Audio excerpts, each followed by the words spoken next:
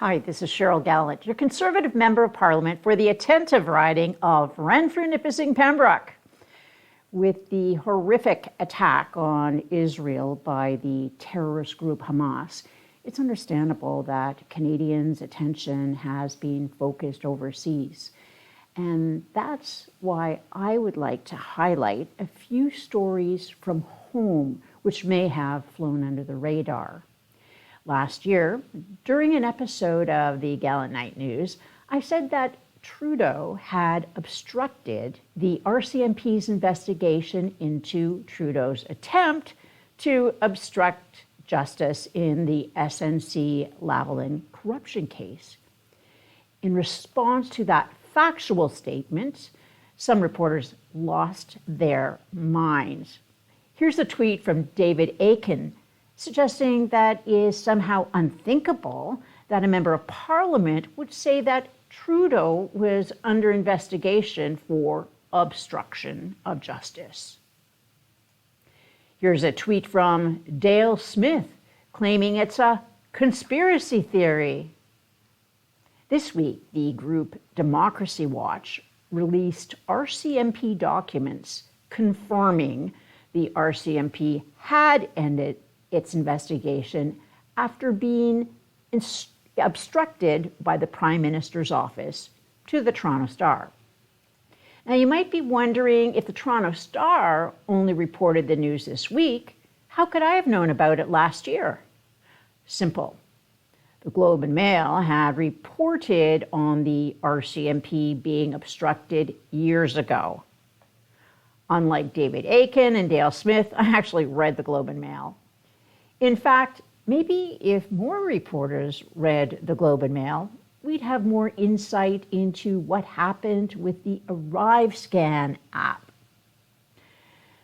On October 5th of this year, the Globe had a detailed story involving contract fraud by some of the companies involved in the ArriveSCAM app. This was the app that ended up costing taxpayers $54 million. Now we have learned the RCMP is conducting an investigation into the ArriveSCAM app contracts. Last week, the Auditor General was called to a special meeting of the Government Operations Committee. The Auditor General was scheduled to appear for 2 hours, but the Liberal NDP government coalition shut down the meeting after only the first half hour. This is more shameful behavior by the NDP. Last year, the NDP had joined with the Conservatives to call for the Auditor General to investigate the ArriveSCAM app. Now, they don't want to hear what she had to say. Shockingly, the Auditor General did manage to tell Canadians that the public servants she had been interviewing about ArriveSCAM had utterly failed to mention the RCMP investigation to her. This contracting fraud case is serious. Many of the allegations sound very familiar to the events surrounding the sponsorship scandal, AdScam.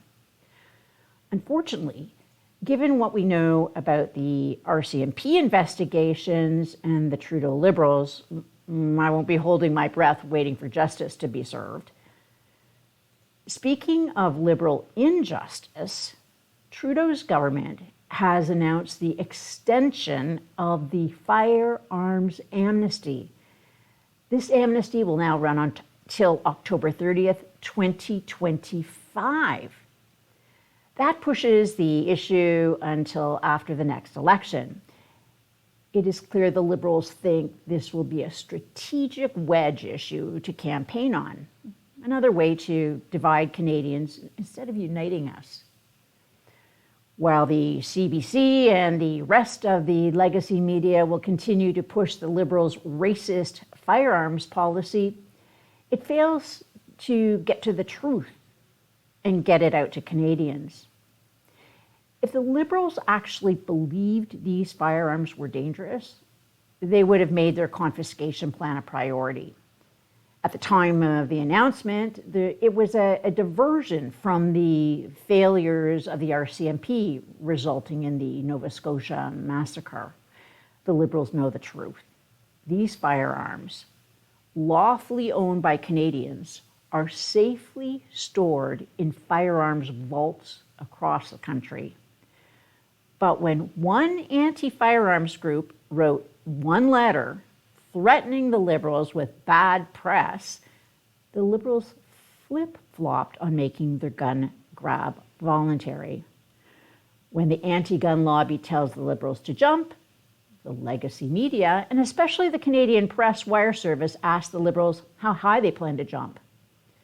The anti-gun lobby is dominated by university-educated, middle-class white women who live in cities.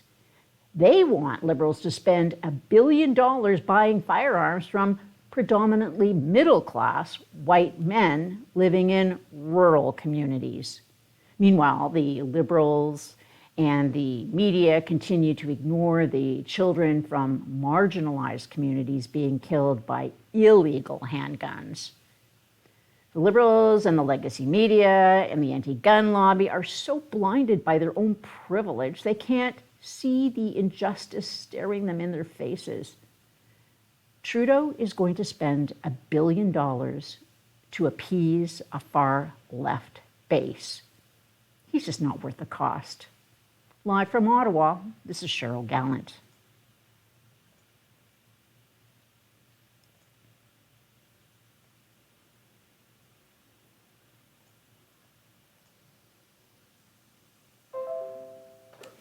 You hit privilege perfectly. Because it's like, you can't say it sarcastically, but you can't say it like you believe in this whole fucking, like, you know. I don't know how I said it. I just said it like... You just, like,